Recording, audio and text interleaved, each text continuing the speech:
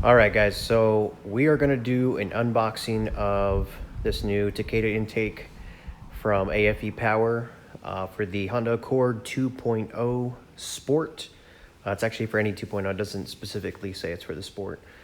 But we're going to do an unboxing. I'm going to get it installed in the vehicle, and then we're going to take a look and see what it feels like and what it sounds like. So let's get into the unboxing. I took off the packing slip and took off the address for obvious reasons. You know, those YouTube stalkers and groupies are just way too much these days. So let's see here. Ooh, looks like it was inspected by two people. So this air intake, it's been on pre-order for months. This was essentially a Christmas gift to myself. I got it back in October, and I tried really hard not to buy another intake like the K&N or something like that before this one actually was released. So I'm excited. My car's been running on the stock air system for the entire time that I've had it. So let's see what's in this.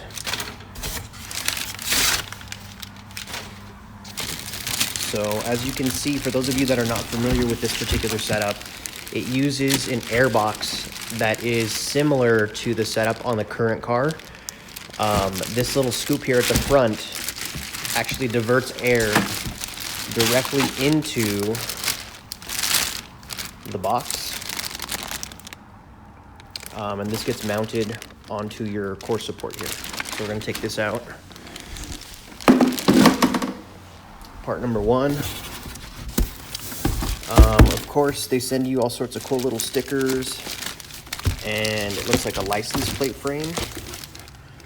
So cool. I like that. I might throw the stickers on there. I already have a K-tuned license plate frame on mine.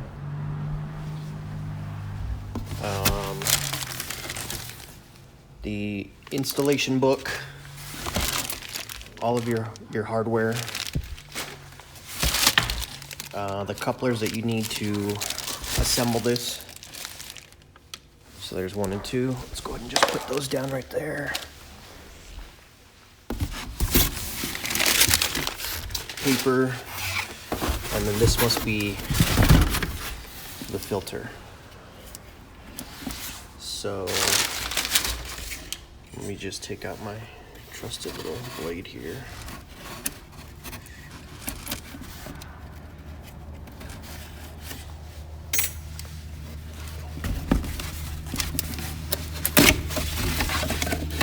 A lot harder to do with one hand than I thought. Inspected 5R pre-oiled. There was 2 filters you could get. The 5R was the better of the 2 in terms of the flow, according to their chart or their data, their flow meter. So this is the setup. This is what you get with the Takeda air intake. Takeda, I don't know how it's pronounced. Doesn't matter because it does the same thing regardless of what you call it. So we're going to go ahead and take a look at the system that we have on the stock Accord 2.0 engine, and then we're going to get this one fitted to it. All right, guys, so this is a stock setup. You have your stock airbox, which is going to get replaced on that Takeda system. Remember, it had that forward-facing part here. So as cold air, you can kind of see the gap down there. As cold air is forced through the front of your bumper, or we'll say air in general, it's forced through, and then it eventually comes up in this section, and then it's routed down through here into your stock box. Now, all of this is designed to quiet the intake system. On the Takeda, basically, it will bolt to the front of this and go directly into the air intake. It'll have the exposed filter, and then we're replacing some of this piping right here as well. So I'm gonna go ahead and start the process of unbolting everything, and then we're gonna replace these stock pieces. And for those of you that haven't seen my wrinkle red finish Honda cover, this is what it looks like. That's the wrinkle finish. And then of course my catch can there in the back, which actually does have some oil in it after only a few hundred miles. So let's get to the install. All right, so step one in this process is to unbolt the mass airflow sensor. So we're gonna unscrew these two screws right here. We're gonna take this sensor out, and then we're going to take off these floor plastic clips. We're just gonna use a plastic pry bar. You can get this anywhere, Walmart, any auto parts store, they're a couple of bucks. So I'm gonna take those off, and then we're gonna get to next set of instructions. Okay, so the screws are off on the sensor. We're gonna pull it out. Be very careful not to damage that right there. You can just kind of slide this off to the side right there. When we put the new air system on, this is obviously gonna be removed. So don't just unplug that, you need this whole sensor that's out. Now we're gonna take this off. Okay, so all of the plastic clips are off. I actually switched to a pick tool just because it's a little bit easier to get to these back ones. And then all you gotta do is simply pull up and this piece comes off. Okay, so the next step is to release this whole section. So you're gonna unscrew this coupling right here, and then we are gonna disconnect these two hoses right here. One of them goes to the factory crankcase line, and then the other one is a jet purge.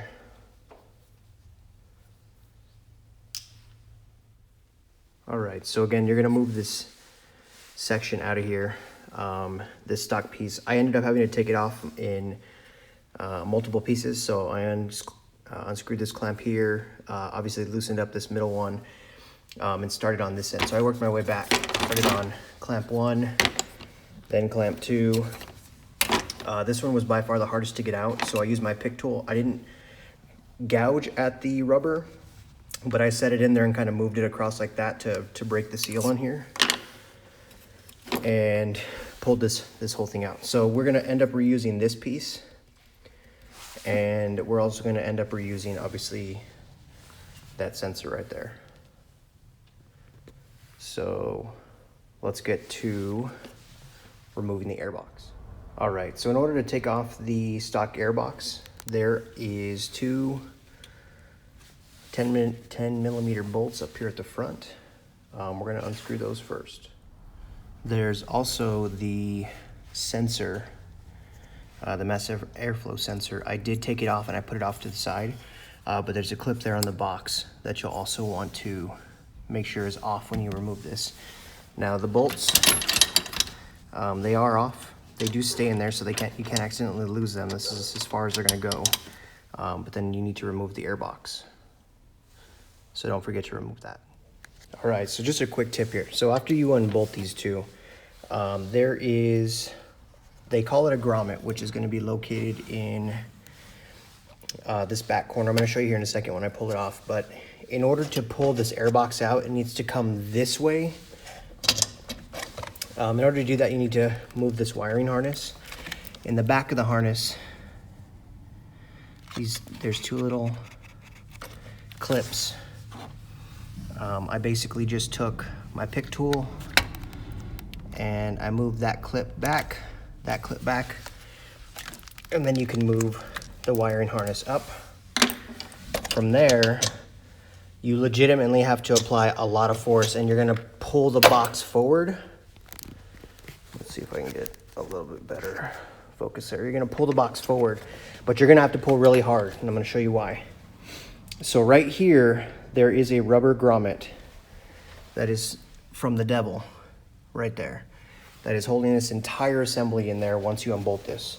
So again, you have to move the wiring harness. If you don't move the wiring harness, then the back of the box isn't gonna clear. So unclip, again, the back of this wiring harness. You can see the clips right there. Push it up, and then forcefully pull the box forward. If you don't get that little rubber grommet out, box is staying in there. So, like I said, don't be afraid to pull on it. That son of a bitch right there is the cause for the problems at this point. Other than that, now we're gonna reverse assemble and put the new system in there. So again, this is the little rubber grommet that was down in this section right here. We are probably gonna end up having to reuse this on the new system. So make sure to take that grommet out as well. And then let's install the new system. All right guys, so with the filter in place, and we took this rubber grommet out of the stock box and then the one below. Now everything should just sit in there perfectly. That'll bolt to that and we'll be good to go. So let me go ahead and put this in place. All right guys, so the box is in place now. Takeda supplied these Christmas tree plastic, like little rivets that replace the stock ones. So you put those four into place, bolt that back up. Make sure that the wiring harness is put back into the stock location. And then from there, all we have to do is add our piping. So I'm gonna go ahead and get that assembled. Again, we took off the mass airflow sensor and we are gonna reuse this fitting right here from the stock box. So I'm gonna assemble that, put it back together. That way you guys can see what it looks like. All right guys, so I've placed all the appropriate pieces where they need to be, bolted this into place. I just need to tighten the couplers and then we're good to go. Now the only negative comment that I have about this kit so far is that the mass airflow sensor harness is like super tight and it barely plugs into the sensor. So you have to kind of adjust where this sits at in order to get it plugged in. Now it does plug in. Whether or not it's gonna be too tight is another story. So I'm gonna plug it in, we're gonna test it, and we're gonna see how this kit works out. As far as fit and finish, I'd probably give it like maybe an 8 out of 10. It could fit a little bit better, but we'll test it out and see what it looks like. So real quick, let me just give you guys a top tip here. My complaint was that the harness that plugs into the mass airflow sensor was a little bit too tight. But remember I showed you guys back here the clips to get off this main harness. There is actually, you can't see it, but there is a plastic piece that holds this airflow sensor wire in place. And if you disconnect that plastic piece, it actually gives it a little bit more room. Okay, so now we have a little bit more room. So if the engine does move because of its torque, it won't damage that piece. Okay, so just make sure everything fits nice and perfect. Tighten it down, make sure that you replace your two hoses. And that's pretty much it, guys. Okay, here goes the official startup.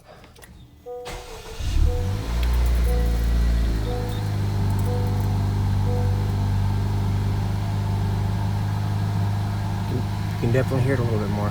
Go look at it. So that's it. That's the install of the Takeda air intake for the 2.0. What's up, guys? Just wanted to give you a top tip before this video ends. So on the plastic piece of the intake, the hardened plastic piece, and you'll know which one I'm talking about, where you input the mass airflow sensor and that jet valve. My recommendation to you guys is when you start to bolt down either one of those two items, that you alternate the pressure in each screw that you're doing. So there's 2 screws per the jet valve and per the mass airflow sensor. So start with one, do a couple threads, go to the other one, do a couple threads, and do that back and forth until it's fully seated. On my particular install, you guys will see on the video that on one side of the jet valve, there's probably maybe a 1/4 inch of a gap. When I was going to bolt down that item, the inside of the female insert started to strip, and there's nothing I can do about that. So I tightened it down as good as I could. It does make a seal, so I don't have any issues there. But if you fully strip that section, there's not a way to replace it. You have to get a brand new tube. And at this point, it's probably gonna take a while because they're still trying to push out new orders.